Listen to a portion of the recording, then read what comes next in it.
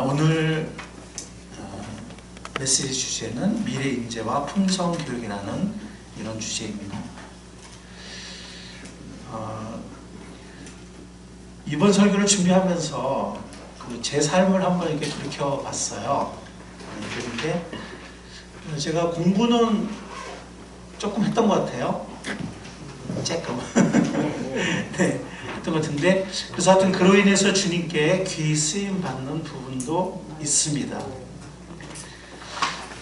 그거는 분명하지만, 근데 이게 저희 성장 과정을 이렇게 돌이켜볼 때 아쉬움도 있습니다. 제가 성장하는 과정에서 엄마, 아빠로부터 좀 더 많은 사랑과 인정을 받았더라면, 그리고 제 주위에 선생님들이라든지 아니면 같은 제 주위에 어떤 의미 있는 타자, 우리가 심리학에서 의미 있는 타자라고 하는데, 그 의미 있는 타자들에게서 좀 더 많은 관심과 사랑과 인정을 받았더라면 어땠을까라는 생각을 할 때가 있습니다. 제가 성장하는 과정에서 참 그때 참 어려운 시기였죠. 제가 성장하는 과정은 이제 한국 전체가 어려운 시기였고, 또 저희 가정도 또 북한 출신으로 또 6.25를 거치면서 또 많은 상처가 있었던 과정인데, 제가 성장하는 과정에서 우리 부모님이 너무 사시기 힘드셨던 것 같아요. 그래서 자녀들도 많았고, 그래서 저도 어떤 품성 교육이나 인성 교육 같은 거를 받아본 기억이 별로 없어요. 예. 제가 만약에 공부는 그냥 저 혼자 했고요. 품성 교육을 부모님으로부터 또 혹은 어떤 좋은 선생님으로부터 제가 이렇게 잘 받았더라면은 어땠을까라는 그런 생각을 해볼 때 진한 아쉬움이 있습니다. 지금도 감사하게 이렇게 작게나마 쓰임받고 있지만, 만약 그랬더라면 훨씬 더 이렇게 잘 주님께 쓰임받지 않았을까 하는 그런 생각이 듭니다. 여러분들은 여러분들의 자녀들을 향해서 어떻게 대하십니까? 제가 이렇게 한국에서 보면 엄마 아빠들의, 특히 이제 아빠들이 바쁘니까 맘들이 많이 신경 쓰는데, 어렸을 때는 이렇게 여러 가지 이렇게 신경 쓰는 것 같아요. 근데 이제 초등학교 입학하고 또 3, 4년 지나고 그러면은 점점 자녀들의 학업과 성적에 신경을 많이 쓰는 것 같습니다. 뭔가 관심이 글로 막 이렇게 가 있어요. 자꾸 그렇게 돼요. 학년이 높아질수록. 그런데 과연 공부만 잘하고 성적만 좋다고 인재가 될 수 있을까요?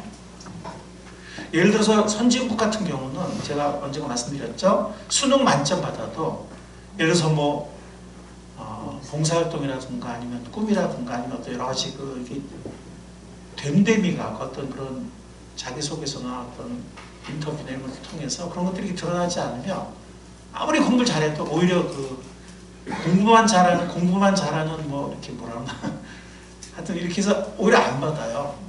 그러니까 정말 유수의 대학들이 인재를 감을 뽑아서 인재를 키워내는데 공부만 잘하는 그런 학생은 받질 않습니다. 우리나라는 물론 조금 사정이 다르지만 중요한 건 뭐냐면 나중에 정말 인재가 될 수 있냐 하는 거예요. 공부 잘하는 거 중요합니다. 실제로 성적이 좋고 공부를 잘하면 진로라든가 직업의 선택이라든가 많은 유리한 점이 있어요. 그거를 제가 부정하는 것이 아닙니다.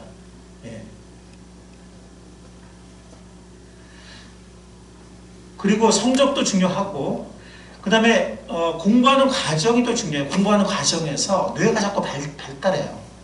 생각하는 능력이라든지 문제 해결 능력이라든지 판단력이라든지 뇌가 자꾸 발달하거든요.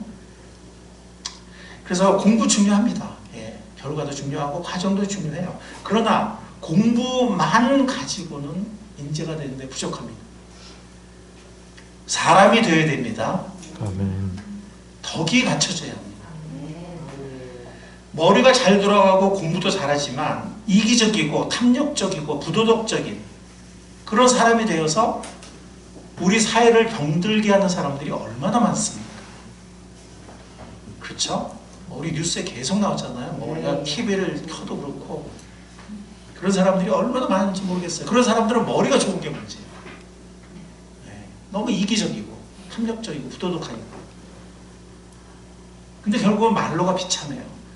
이 세상에서 그렇게 되기도 하고 또 그런 이 세상에서 운 좋게 이렇게 뭐 어떻게 한다 할지라도 최후 심판날 하나님의 심판을 피할 수 없습니다. 아멘. 품성과 인성이 겸비되어야, 물론 이제 공부하는 과정에서 또 이렇게 뇌가 발달하고 여러 가지 이렇게 개발 전술을 맞지만 품성과 인성이 겸비되어야 인재가 되는 것입니다. 아멘. 그것은 성경에 나오는 신앙의 위인들, 성경에 나오는 신앙의 위인들을 봐도 그렇고 또 역사 속에 있는 그런 위인들을 봐도 그렇습니다.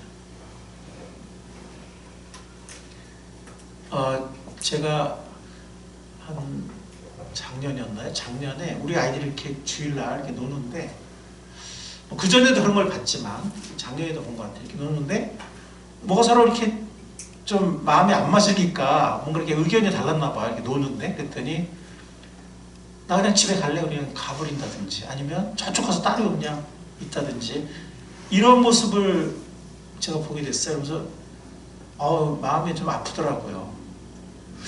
우리 아이들이 주일날 와서 성경을 배우고 하지만 이렇게 일반 가정이나 아니면 사회에서 봤을 때 교회 다니지 않는 아이들하고 혹시 비슷한 거 아닐까? 예, 그런 생각이 들면서 성경 지식은 조금씩 늘어가는데 뭐 이래서 성경에 나오는 뭐 다윗왕 얘기라든지 뭐 아브라함 얘기라든지 혹은 예수님이 뭐 전도하신 얘기라든지 이렇게 성경 지식은 늘어가는데 실제 삶에서는 세상 아이들하고 비슷하지 않나? 그러니까 그 당시 제 우려가 그랬어요. 예. 근데 어느 날 우리 6기 기도 제목 중에서 한 자매님이 올린 기도 제목을 봤는데 우리 아이들이 품성이 올바른 아이들로 크게 해주세요. 이런 기도 제목을 제가 파수꾼 기도 제목 중에서 본 것 같아요. 굉장히 마음이 기쁘더라고요. 예. 그래서 저도 열심히 기도를 했고 다행히 요즘에 우리 아이들 보면은 전부 다 많이 좋아진 것 같아요. 아멘. 아멘. 예. 요즘엔 그래도 이렇게 삐져서 집에 가고 그러진 않는 것 같아. 이렇게 어울려서 이렇게 어떻게 노는 것 같아요. 그래서 진짜 감사하다. 예, 그런 생각이 들었습니다. 그러나 이제 더 많은 것들을 이렇게 진짜 품성을 배우면 좋을 것 같아요. 그러니까 제가 지난번에 한번 이렇게 품성 우리 앞으로 커리큘럼을 쓸 그런 걸 잠깐 제가 소개했던 것 같은데 거기 보면 이렇게 관계적인 그런 것들도 있지만 주의 깊음, 자기 훈련, 절제, 용기, 판단력 이렇게 어떤 자기 삶을 정말 탁월하게 세워가는 또 그런 것들도 있어요. 네, 관계적인 것들도 있고. 그래서 우리 아이들이 학교에서의 공부, 학업만이 아니라 실제 이렇게 어떤 덕을 갖추고 또 자신의 어떤 하나님 주신 은사를 충분히 개발하는 그런 아이들이 되어가기를 간절히 바랍니다. 아멘. 오늘은 제가 이제 이 화면이 이제 그 얘기예요. 네.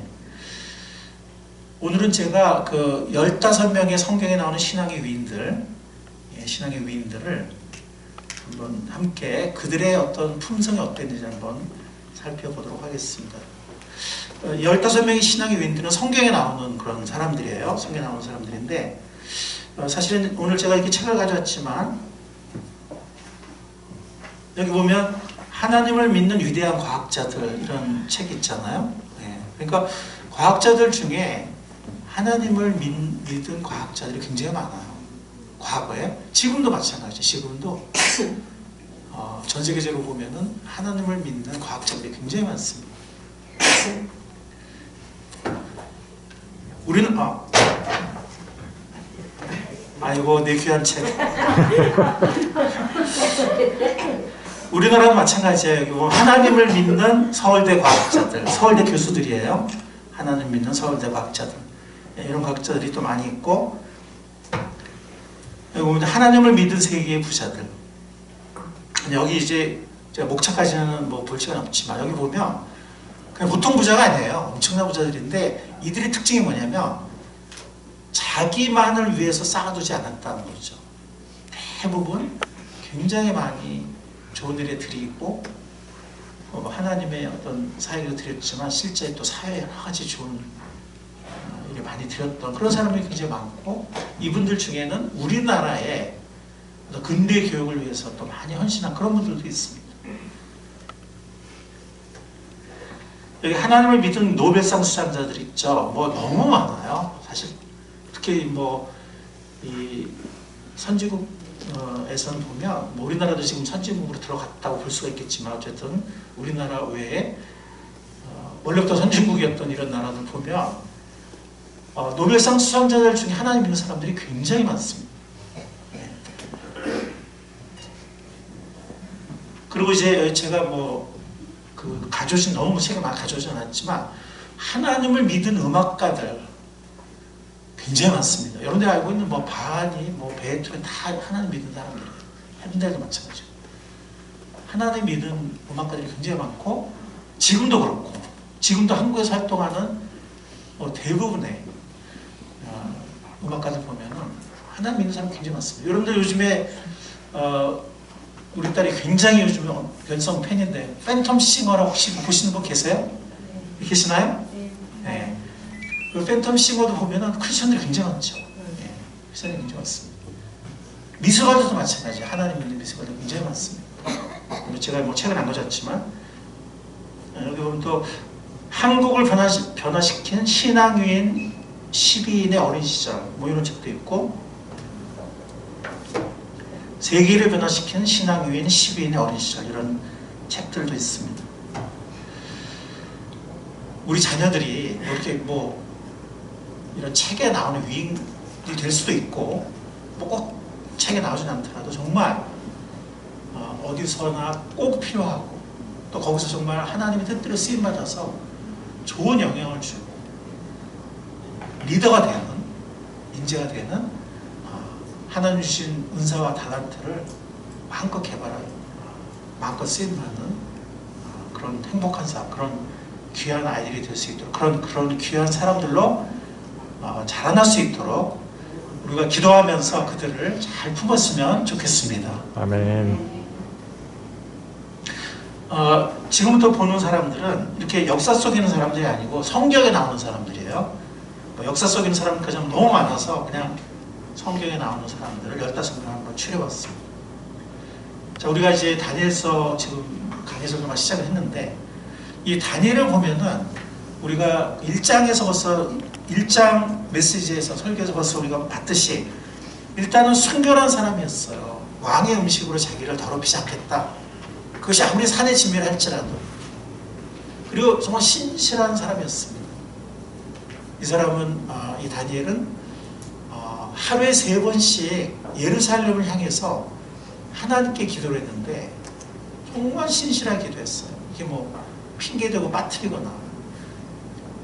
그 당시에 그 바벨론 제국과 나중에 페르시아로 넘어가는 그 여러 왕조에 계속 총리를 하는데 그 당시에 바벨론, 페르시아는 정말 전 세계적, 그 당시에 알려진 거의 모든 세계를 지배하는 엄청, 이집트와 뭐 터키족과 다 지배하는 메소포타미아, 엄청난 정말 대제국이었거든요.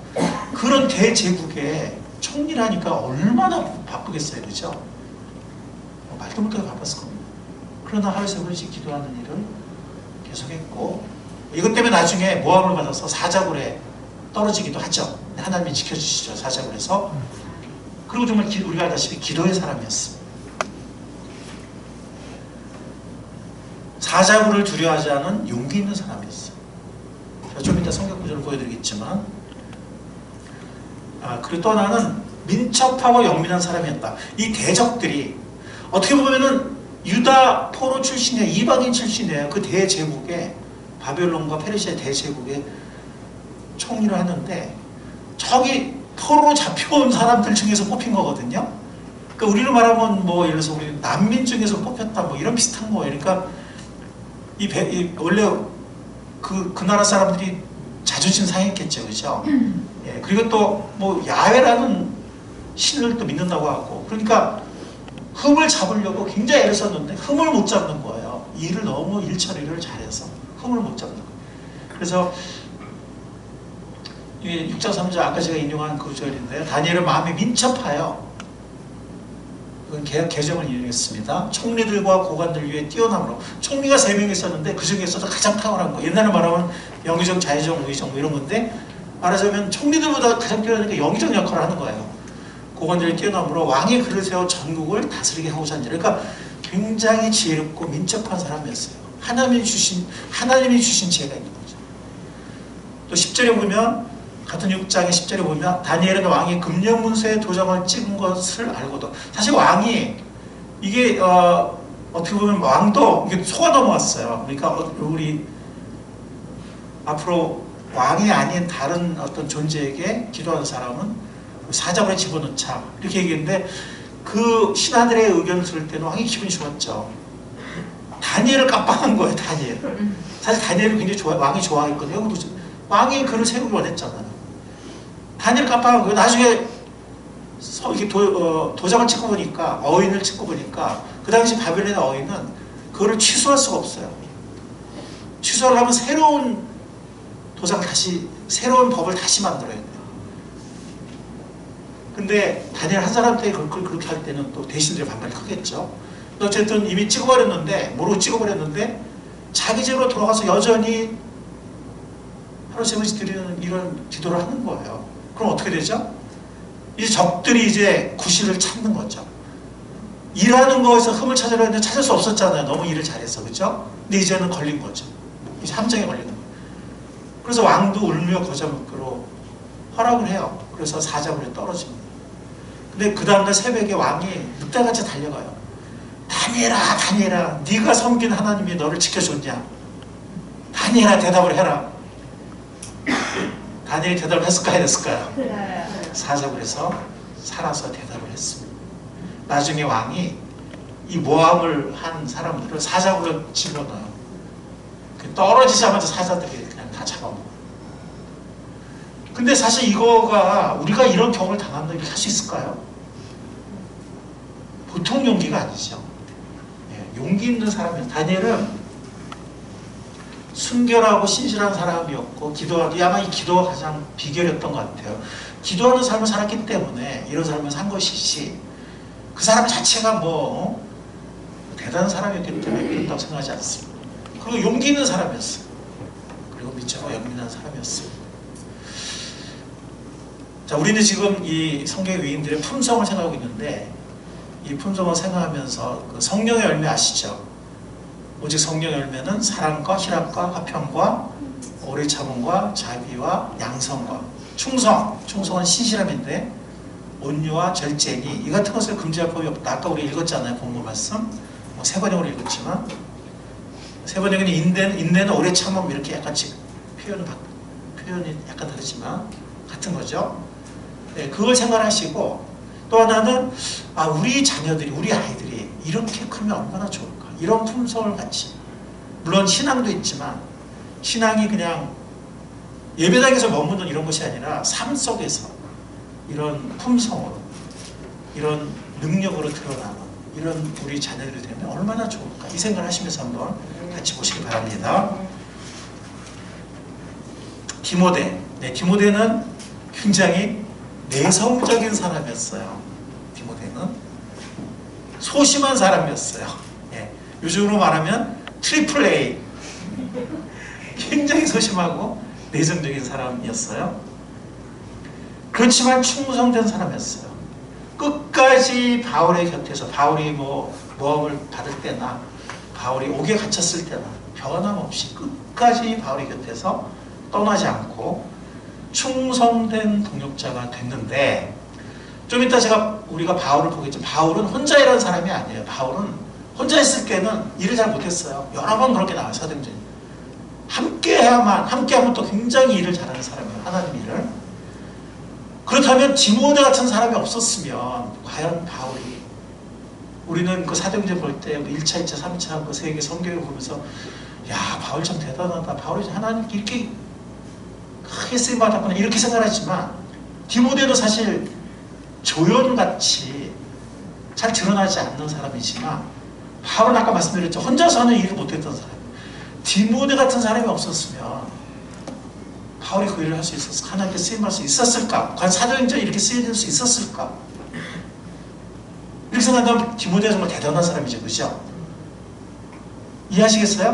네. 우리 자꾸 바울만 주목하는데 디모데가 없었다면 과연 바울이 그 일을 감당할 수 있었을까? 그러면 사도행전에 그 역사가 일어날 수 있었을까?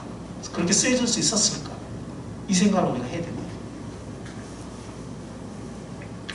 그러니까 우리 아이들이 바울 같은 사람이 될 수도 있지만 디모데 같은 사람이 될 수도 있습니다. 맞습니까? 아멘. 다 귀한 거예요. 바울만 귀한 게 아니에요. 디모데가 없는 바울은 생각할 수 없어요. 그러면 사도행전도 생각할 수 없는 거죠.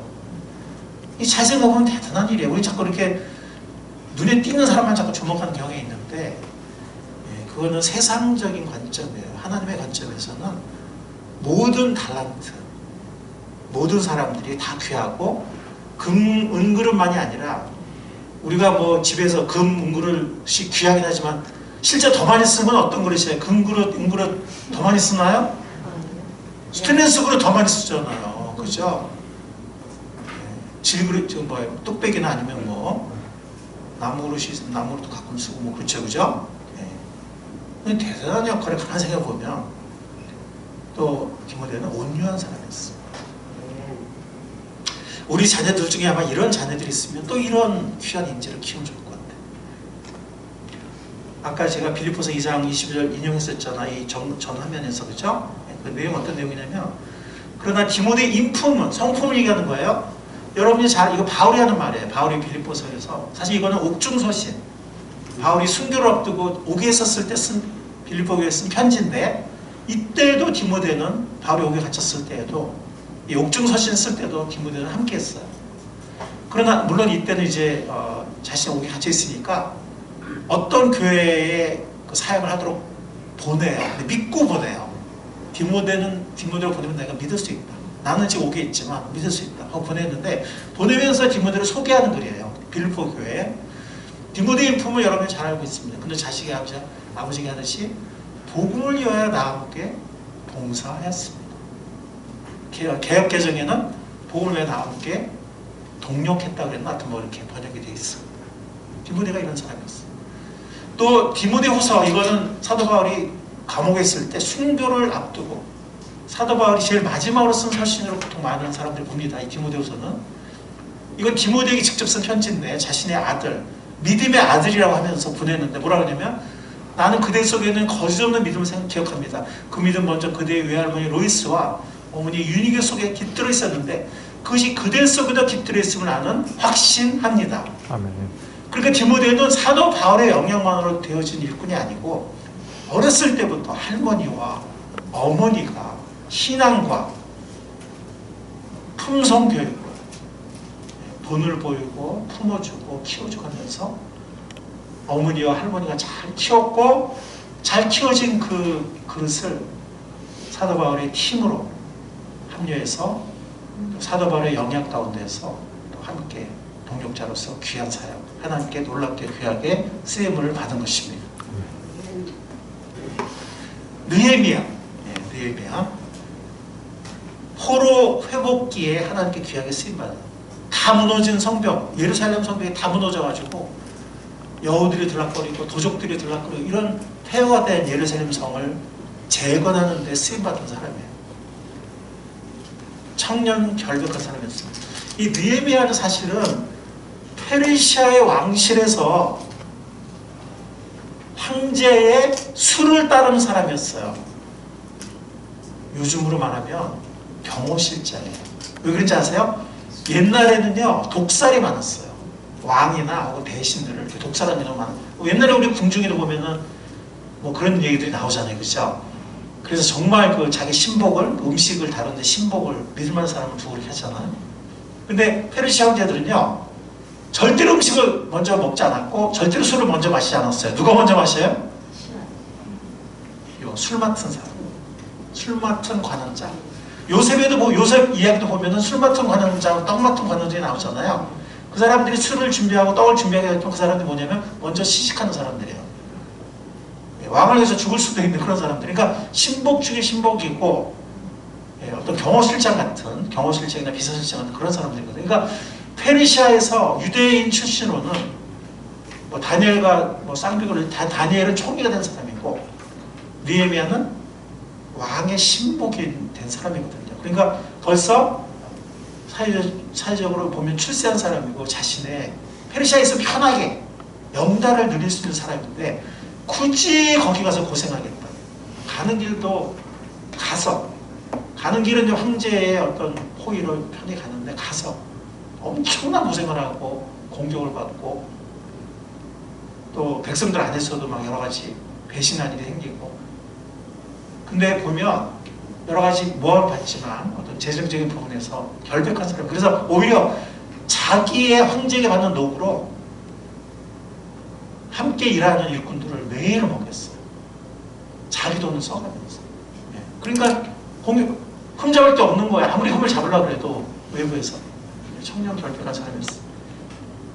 그리고 어떤 일을 물론 이거 성벽을 쌓는 일인데, 성벽을 쌓는 일에 외부적인 그 사마리아 사람들의 어떤 또 이방인들의 어떤 공격의 위협이 있었기 때문에 한 손에는 창을 들고 한 손에는 벽돌을 나르고 이렇게 건축을 해야 되는 불리한 상황이었지만, 일을 잘 경영하고 결국 그 일이 완성되게 하게끔 리더십을 발휘한 사람이었습니다.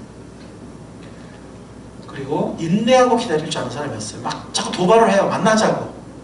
만나서 뭐 이렇게 우리 단판을 짓거나 타협을 하자. 근데 만나면 또 이제 더 복잡해지니까 아예 안 만나고 하나님의 때를 기다려요. 그냥 묵묵히 자기를 방비할 거 방비하고 지을 거 지으면서.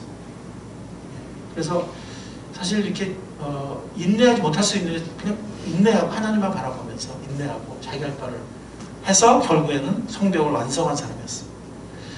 우리가 알다시피 기도의 사람이에요. 그러니까 다니엘처럼 하루 3번 기도할 수 있으면 이제 느헤미야는 계속 외적을 방비하고 계속 이 성을 또 지어나가야 되잖아요. 그래서 보면 느헤미야 보면 순간순간 기도가 많아요. 순간순간 하나님 기도하고, 하나님 내 마음 아시죠? 하나님 기억해 주십시오. 계속 순간순간 기도하는 사람이었어요. 물론 왕의 허락을 받기 전에는 또 집중적으로 금식 기도를 하기도 했지만 그런 기도만이 아니라 순간순간 또 기도했던 이런 사람이었어요. 그리고 책임감이 강한 사람이었습니다. 무슨 말이냐면 자기는 포로민으로 잡혀왔잖아요. 그렇죠? 근데 포로민으로 최소한 70년 이상 살거든요. 거기서. 그리고 지금 어떻게 보면 최고의 출세를 한 사람이란 말이에요. 왕의 신뢰를 얻은. 그래서 예루살렘 갔다 오겠다 할 때 너 언제까지 돌아올래? 라고 기한을 받아요. 왕이. 이 사람을 첫째까지 믿는 거죠. 네. 그런데도 그 부귀영화를 버리고 자기 동족, 또 자기가 성장했던 예루살렘이 폐허가 됐고 자기 동족들이 거기서 환란을 겪는다는 말을 듣고 그 부귀영화를 다 내려놓고 고생길을 가는 거예요. 이거는 엄청난 책임감이죠. 그리고 용기의 사람이었습니다. 아까 제가 말씀드렸지만 외부에서 많은 위협을 받거든요. 근데 흔들리지 않아요. 근데 나중에 보면 다 이제 그냥 그게 뭐 말하면 이제 공갈에서 공갈. 거짓 협박이었어요. 근데 사실 흔들릴 수 있는데 왜냐하면 내부에도 내통자가 있었거든요. 근데도 흔들리지 않고 용기가 있는 사람이었습니다. 자, 여기 구절을 몇 개 보면 여기 느헤미야는 책임감과 헌신한 사람이라고 했잖아요. 여기 보면 그들이 나에게 대답하되, 이 그들은 뭐냐면 예루살렘에서 바벨론으로 온 사람들이에요. 나에게 대답하였다. 사로잡혀 오지 않고 그 지방에 남은 사람들은 거기서 고생이 아주 심합니다. 이건 예루살렘을 말하는 거예요. 업신여길 받습니다. 예루살렘 성벽은 허물어지고 성문들은 다 불에 탔습니다. 그래서 이방 민족들에게 업신여기를 받고 있다는 거예요. 성벽도 없으니까. 옛날 고대 도시에 성벽 없는 도시가 없거든요. 이 말을 듣고서 주저앉아 울었다는 거예요. 물론 나는 여기서 편하게 지내지만 슬픔에 잠긴 채로 며칠 동안 금식하면서 하늘 하나님께 기도했다 라고 얘기하고, 몇 달 후에 왕의 허락을 받는 일이 왕의 신비를 건드리면은 아무리 신복이라도 그냥 죽을 수도 있거든요. 자기 부인도 막 폐인시키고 막 이런 시대니까. 근데 이제 어느 날 기도하면서 때를 보면 하나님께서 이렇게 왕이 보니까 수심이 얼굴에 있는 거 아니까 왕이 먼저 물어봐요. 그러니까 그때 하늘의 하나님께 기도하고 얘기를 해요. 근데 왕이 그걸 듣고서 하나님이 함께 하셔서 은혜롭게 갔다 오라고 그러면서 그 모든 편의, 모든 필요한 물자를 다 공급해주고, 지나가는 많은 그 점령지들 있잖아요. 거기만 다 총독이 있거든요. 왕이 친히 친서를 써서 안전하게 통과하게, 오히려 호의를 받게끔 이렇게 해서. 근데 이제 고생길을 예루살렘 가서 이제 고생길이 시작이 되죠. 그러니까 정말 이런 책임감과 헌신의 사람이기 때문에 하나님께서 기도를 들어주시고 써주시는 거죠. 우리 아이들 중에 이런 책임감을 가진 아이들이 또 많이 그런 책임을 갖고 우리 아이들이 성장할 수 있기를 바랍니다. 요셉은 또 여러분들 또 이미 설교 시리즈를 들으셨고 순결한 사람이었죠. 가장 먼저. 만약에 그 성적인 유혹에 그때 넘어갔으면 우리가 아는 요셉은 없었겠죠. 정말 순결한 사람이었습니다. 근데 중요한 건 뭐냐면 지금 가족과 떨어져 혼자 있잖아요. 그죠? 아무도 아는 사람이 없어요. 그죠? 가족들은 다 죽은 줄 알고, 형들은 물론 알고 있지만 아버지는 죽은 줄 알잖아요. 그리고 여기서 지금 뭐 외국인 노예 누가 기억해요. 그죠? 근데 또 그때 아무도 없는 데서 유혹을 받았잖아요. 그죠? 이럴 때 정말 위험한 거예요. 근데 그때 하나님을 기억하고 그 유혹을 뿌리쳐요. 순결한 사람이었습니다. 그리고 또 제가 옛날에 설교 때 말씀드렸지만 몇 번이나 이렇게 좋은 기회가 이렇게 무산되죠. 감옥에서 나올 수 있는. 그렇지만 낙심하지 않고 인내하고 기다릴 줄 아는 사람이었고, 하나님의 때가 되었을 때 하나님이 저 지하 감옥인데 거기서부터 총리의 자리로 이렇게 높이신 때가 됐을 때 이런 사람이었습니다.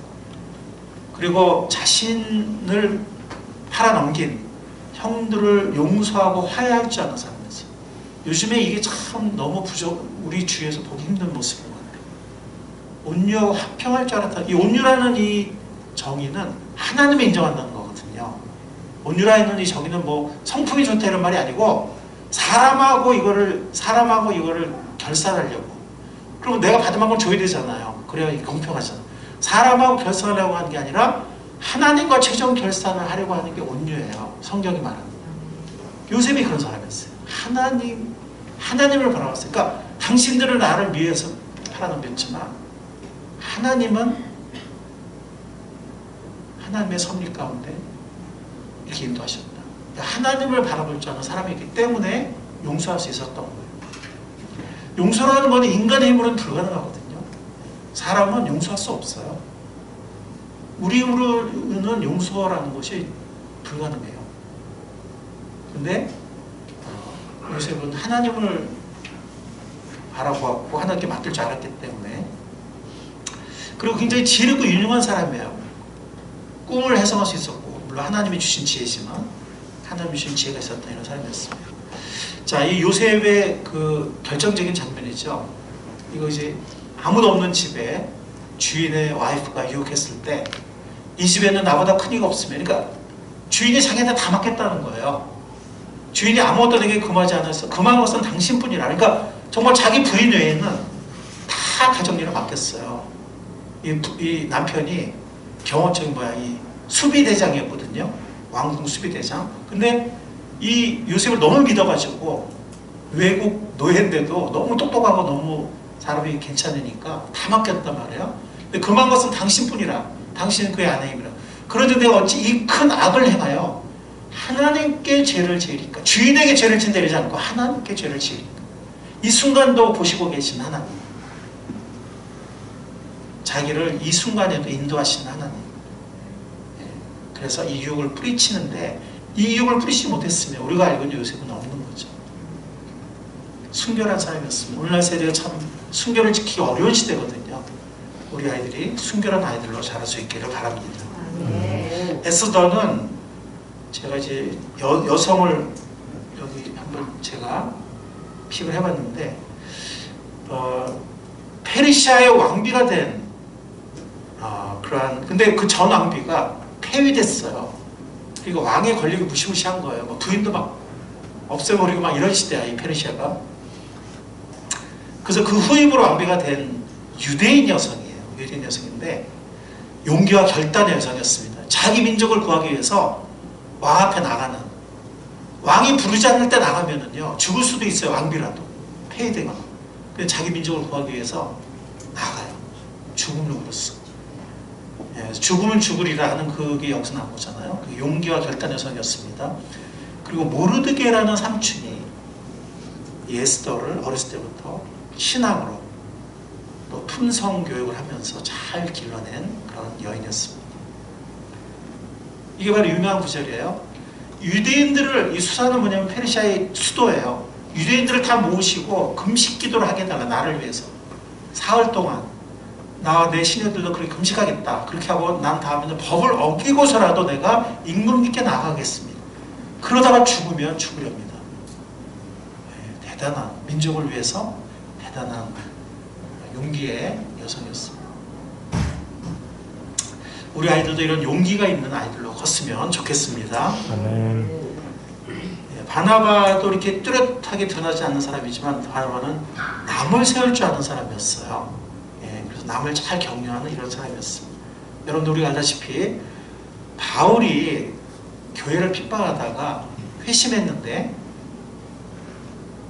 크리스천들이 안 믿는 거예요. 사도들도 안 믿는 거예요. 저 사람 지금 속임수를 쓰나 우리 잡으려고? 근데 이 바나바가 바울을 찾아가서 데려오기도 하고 바울을 품어주고 하면서, 바울은 12사도 중에 한 명도 아니었고 교회를 핍박했던 사람이기 때문에 사람들이 의심의 눈초리를 계속 이렇게 보내고 있는 그런 사람이었는데, 바나바가 바울을 품고 격려하고 세웁니다.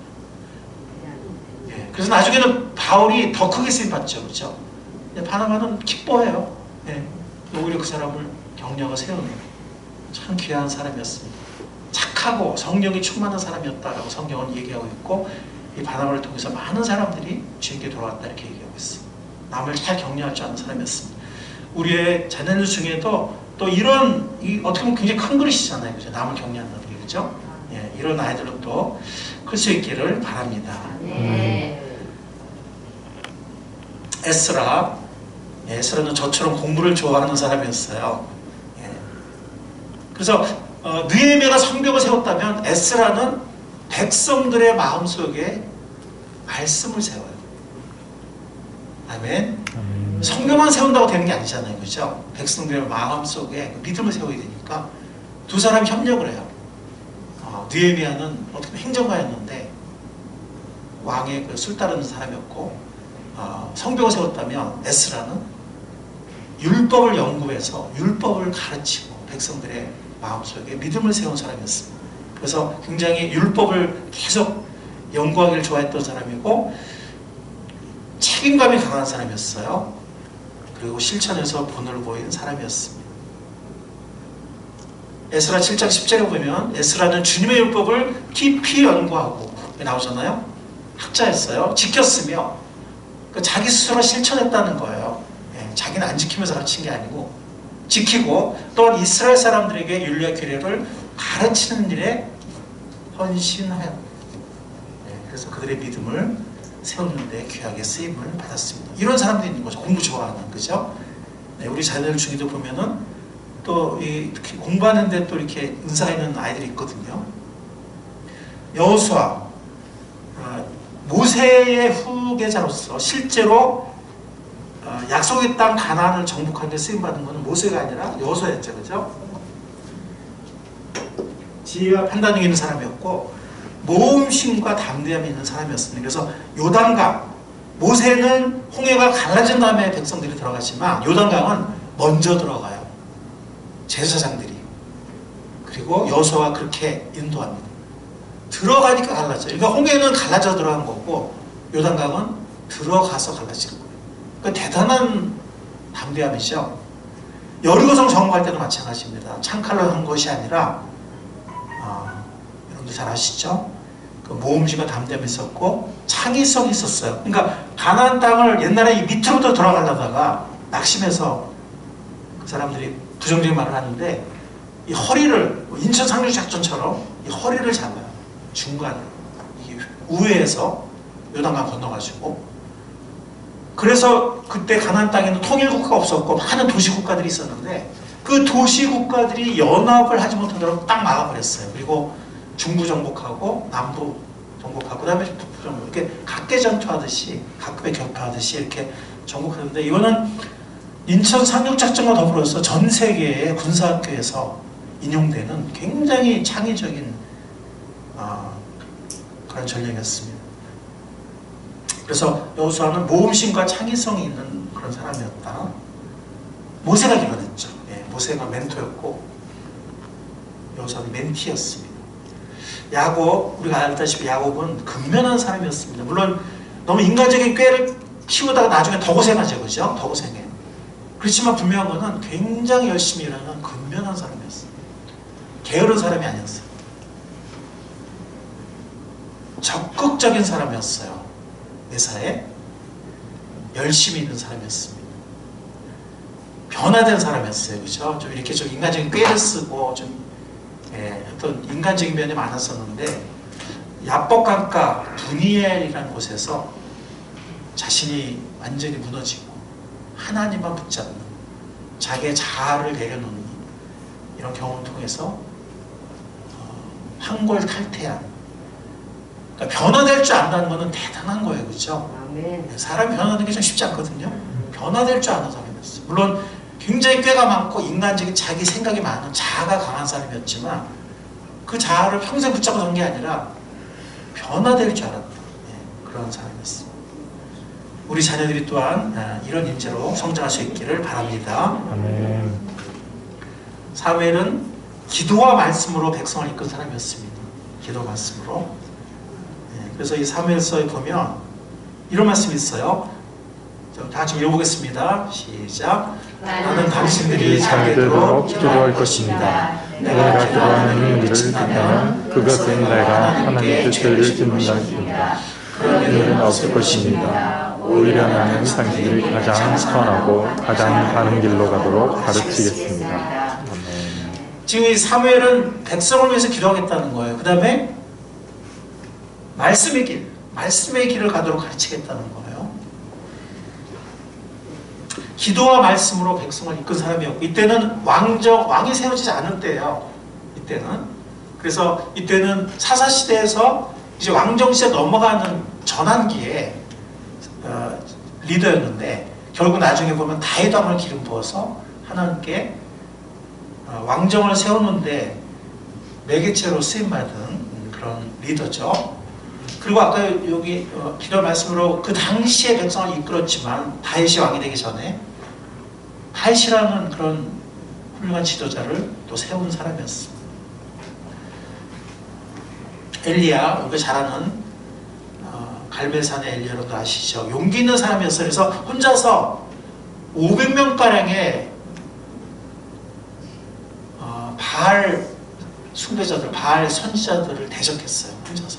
그리고 그쪽에 왕이 또 있었거든요. 아합 왕이. 혈혈 단신 혼자서. 그리고 하나님의 도우심으로 백성의 마음을 얻어서 그들을 다 나중에 백성들을 죽이게 돼요. 몇백 명을.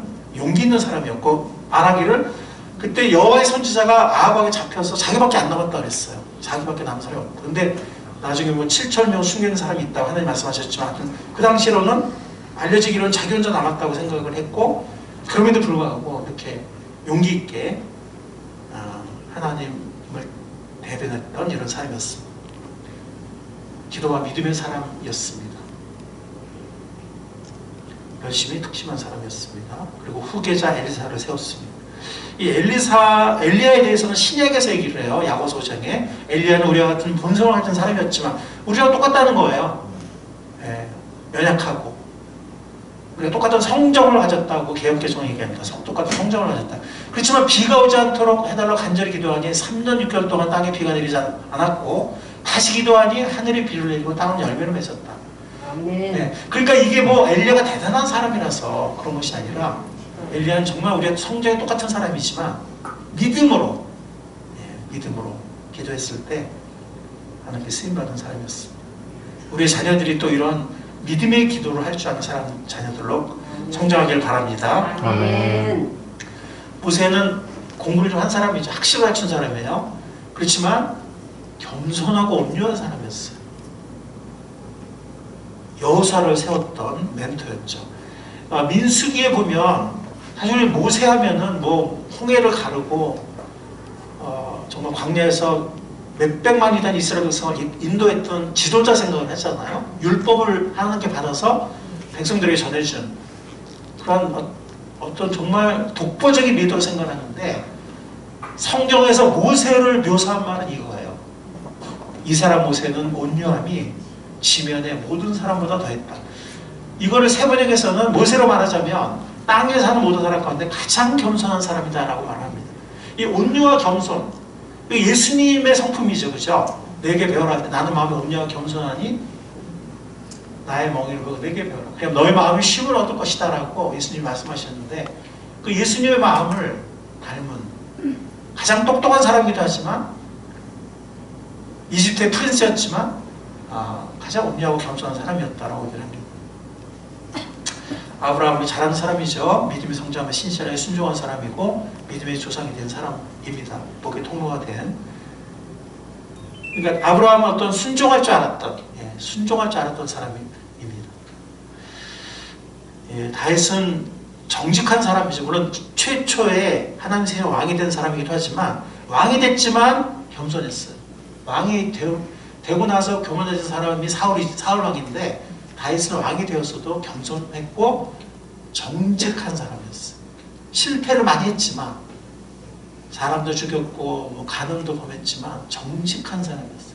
겸손하고 그래서 계속해서 하나님께 쓰임을 받았습니다. 그리고 하나님을 사랑하고 부하들을 사랑할 줄 알았던 사람이었고 요나단이라는 사람이 이 다윗을 키웠어요. 요나단은 사울을 죽이려고 했던 다윗을 죽이려고 했던 사울의 아들이에요. 아이러니컬한 게. 그런데 요나단이 다윗을 정말 사랑하고 요나단이 형이거든요. 다윗을 도망다니는 와중에서 아버지를 피해 도망다니는 와중에서도 요나단이 품고 격려했고 네가 나보다 낫다고 네가 왕이 돼야 된다고 이렇게. 그래서 참 이렇게 이런 멘토들이 필요합니다. 이 다윗과 요나단이라는 뭐 찬양팀도 있지만 이런 관계였어요. 두 사람은. 자, 우리 한번 읽겠습니다. 시작. 쇠붙이는 쇠붙이로 쳐야 날이 나오게 되리라. 사람도 친구와 보듬게 지혜가 이르리라. 그러니까 우리 애들도 뭐가 좀 안 맞는다고 나 집에 갈래 이러지 않게 뭐라 그랬죠? 친구와 부대껴야 지혜가 이르진다. 네, 요즘 우리 애들이 좀 잘 안 그래서 다행이지만 네. 잠언 27장에 있는 말씀입니다.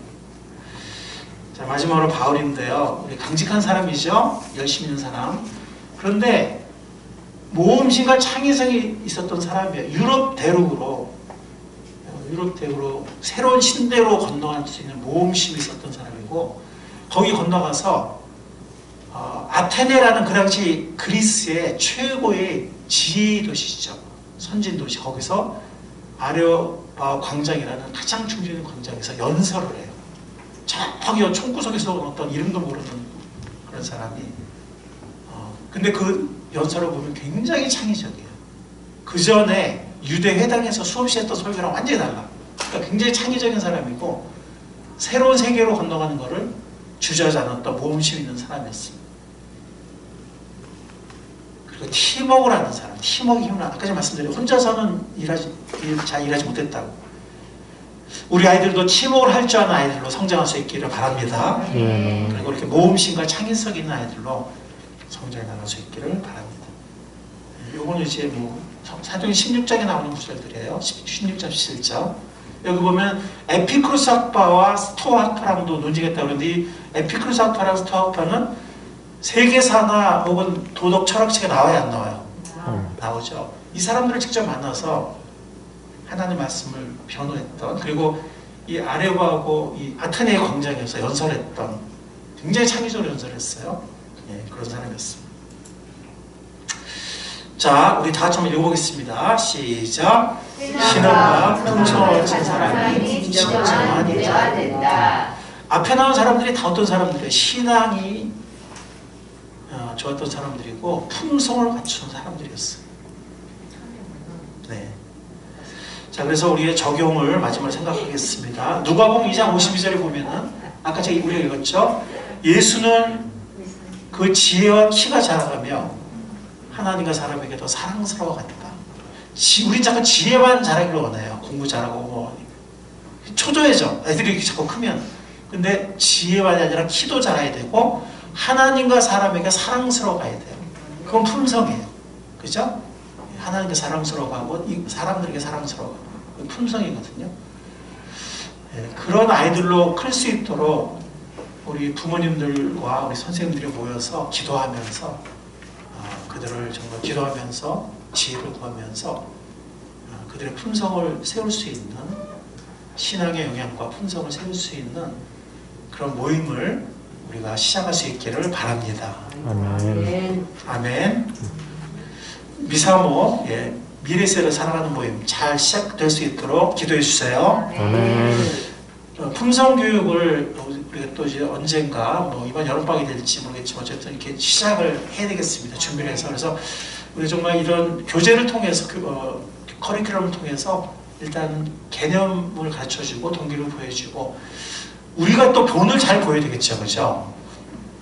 절제를 가르치고 온유를 가르치면서 막 소리 지르고 싸우고 이러면 안 되겠죠, 그죠? 네, 그래서 우리도 완벽하지 못하지만 어쨌든 이렇게 우리가 기도하면서 본을 보여야 되겠고, 그 다음에 아이들을 격려하고 칭찬하는, 기도하고 사랑하는 가운데 아이들을 격려하고 칭찬하는 일을 또 잘해야 되겠습니다. 그리고 그 아이들이 친구들한테 학교나 이런 데서 영향을 줄 수 있도록, 저런 친구가 있네, 또 그 부모들이 저런 애가 있네, 이렇게 알 수 있게, 선생님들도 알 수 있게 세상과는 다른 그런 영향을 줄 수 있게 그런 아이들을 클 수 있도록 품성 교육을, 이건 뭐 가르치는 것만 된다고 생각하지는 않고요. 먼저 가르쳐야 되고요. 이거 가르치지 않고선 시작이 안 되니까. 그 다음에는 이렇게 또 본을 보이면서 격려하고 세우고 그 아이들이 또 영향을 줄 수 있도록. 그래서 영향을 주는 사람은 인플루언서라고 하는데 요즘에 진정한 리더는 인플루언서거든요. 그러면서 또 서번트십, 섬길 수 있는 이런 사람이 진정한 리더라고 하는데 아까 보였던 신앙의 위인들이 그런 사람들이었죠. 아까 이 말씀. 자, 그래서 아까 우리가 갈라디아서 성령의 열매를 얘기를 했는데 이게 사실 거의 비슷한 거. 아까 품성, 우리 신앙의 위인들에 나오는 품성들, 거기에 모험심과 창의성만 집어넣으면 거의 그 신앙의 위인들에 나오는 덕목들이에요. 이 품성들이에요. 근데 이건 성령의 열매라 그랬거든요. 그쵸? 예, 그래서 성령의 인도를 받을 때, 성령 충만할 때 이런 품성을 가진 인재가 될 수 있습니다. 이 시대의 사회와 교회의 진정한 리더가 될 수 있어요. 그래서 성령님께서 그렇게 세우실 것입니다. 우리는 쓰임 받는 거예요. 예. 우리 다 같이 한번 읽어볼까요? 시작. 하나님을 기르는 온 마음이 필요하다. 공동체가 필요한 줄 믿습니다. 아멘. 그래서 우리가 이 아이들의 품성을 세우는 신앙에 영향을 주면서 여호수아 프로젝트, 정말 그 아이들을 여호수아 같은 애들로 키우고 그 아이들에게 꿈을 심어주는, 그렇게 키웠으면 좋겠고요. 그러기 위해서는 이거는 우리 공동체의 그 누구 다 힘을 모을 수 있다고 믿습니다. 아멘. 우리 아이들 다 컸는데요. 함께 할 수 있습니다. 힘을 모을 수 있습니다. 여러분들 많은 아까 김문대도 그런 얘기를 했지만 부모님이 물론 가장 중요하지만 좋은 영향을 주는 큰아버지, 작은아버지, 삼촌, 이모, 할머니 다 중요합니다. 아멘. 우리 아들 다 컸는데 이렇게 하지 마시고 누구나 귀한 역할을 감당할 수 있고 누구나 이 기도와 마음, 격려와 물질, 사랑과 훈육을 이런 역할로 힘을 모을 수 있습니다. 아멘. 우리 꿈사랑 공동체가 우리도 정말 믿으면서 계속 정말 여러분들이 성장해 나가지만 미래 세대를 이런 신앙과 품성을 갖춘 진정한 인재로 키우는 일에 헌신하고 마음과 힘을 모으는 그리고 그런 인재들을 길러내는 꿈사랑 공동체가 될 수 있기를 주님의 이름으로 간절히 축원합니다. 아멘. 주님 감사합니다. 우리들에게 귀한 말씀을 주시고 또 귀한 신앙의 위인들, 품성의 선배들을 보여주심을 감사합니다. 아멘. 주님 오늘 저희 나눈 이것이 하나님이 기뻐하시는 일인 줄 믿습니다. 아멘. 미래 세대가 없으면 우리의 미래가 없습니다. 가정의 미래도 없고 교회의 미래도 없고 사회의 미래도 없습니다. 이 시대는 점점 혼탁해지고 충동과 이기심과 탐욕과 물질주의와 성적인 타락으로 달려가고 있습니다. 주님 이 시대를 밝히고 이 시대의 빛과 소금이 되면 희망이 되는 또 교회의 미래, 가정의 미래가 되는 그런 우리의 자녀들을 그런 인재로 잘 키울 수 있도록 주님 함께해 주십시오. 아멘. 우리가 부족하지만 기도하며 마음과 뜻을 모으기 원하오니 우리 미사모 잘 출범 잘 시작하게 하시고 그리고 우리 모든 공동체가 주님 자기 역할을 감당하면서 좀 인재들을 키우는 그런 신앙과 교육 공동체가 될 수 있도록 주님 인도하시고 축복하시고 사용하여 주시옵소서. 아멘. 주님께 간절히 기도하며 주께서 함께 하실 줄 믿사오며 감사함으로 예수님의 이름으로 기도했사옵나이다. 아멘.